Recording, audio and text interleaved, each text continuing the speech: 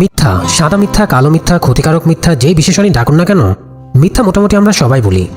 আপনি জেনে অবাক হবেন যে একটা স্টাডিতে দেখা গেছে শতকরা ৮০% মিথ্যা কখনো ধরা পড়ে না।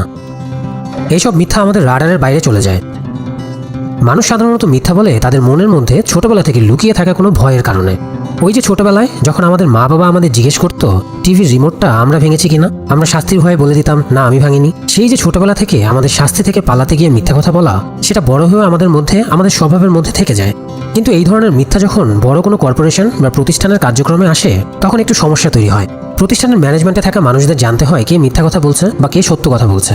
অথবা ধরে নিন জীবনে চলার পথেই আপনি যদি মানুষের বডি ল্যাঙ্গুয়েজ দেখে বুঝে ফেলেন যে লোকটা মিথ্যা বলছে, তাহলে আপনার মানুষের কাছ থেকে ঠকার সম্ভাবনা অনেক কমে যাবে।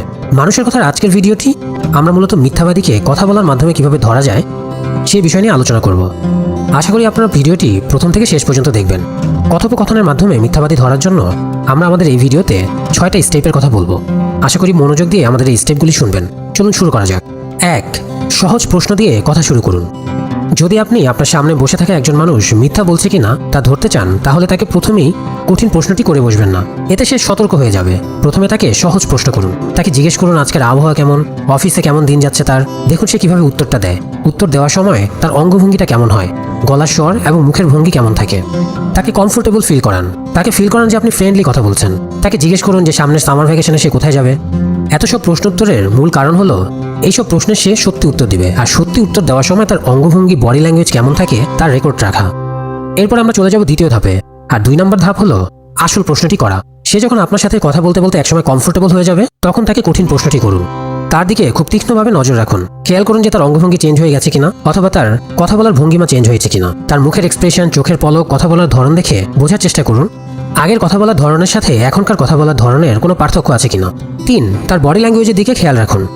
মিথ্যাবাদীরা মিথ্যা কথা বলার সময় সামনের দিকে ঝুঁকে আসে, নিজেকে নিজের অজান্তেই ছোট করে নিতে চায়, যেন তাকে সহজে কেউ খেয়াল না করে। কেউ কেউ মোচড়ামুচড়ি করে, আবার কেউ নিজের হাত লুকায়। কেউ কেউ হাতের আঙুল নিয়ে খেলাধুলা করে, হাতের আঙুল দিয়ে টোকা দেয়। অনেকে আবার নিজের ঘাড় উঁচিয়ে কথা বলে। খেয়াল করুন আপনার সাবজেক্ট ঠিক কোন অঙ্গভঙ্গির মাধ্যমে নিজের নার্ভাসনেসটা প্রকাশ করছে। 4. মুখের ছোটখাটো এক্সপ্রেশনগুলি খেয়াল করুন। মিথ্যা বেশিরভাগ সময় মানুষের মুখের ভঙ্গিতে প্রকাশ পায়, তাই মুখের এক্সপ্রেশনটা খুব ভালোভাবে খেয়াল করুন।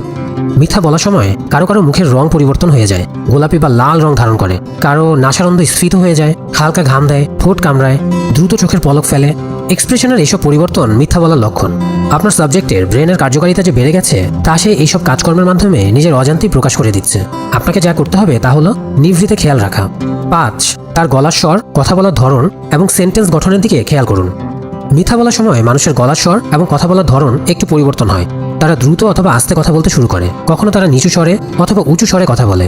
তাদের বাক্যের গঠন বড় এবং জটিল হতে থাকে, কারণ তাদের মস্তিষ্ক ভাবার জন্য যথেষ্ট সময় চায়। এজন্যই সে বাক্য বড় করে ভেবে উত্তর দেয়। 6. সে নিজের ব্যাপারে কথা বলা বন্ধ করে দিবে।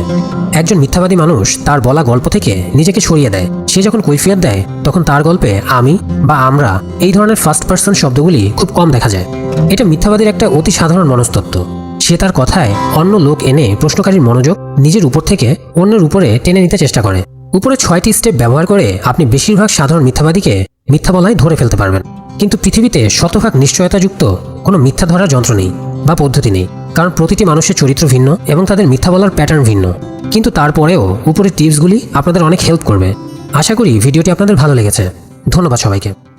ভিডিওটি পুরোটা দেখার জন্য আপনাদেরকে অনেক ধন্যবাদ।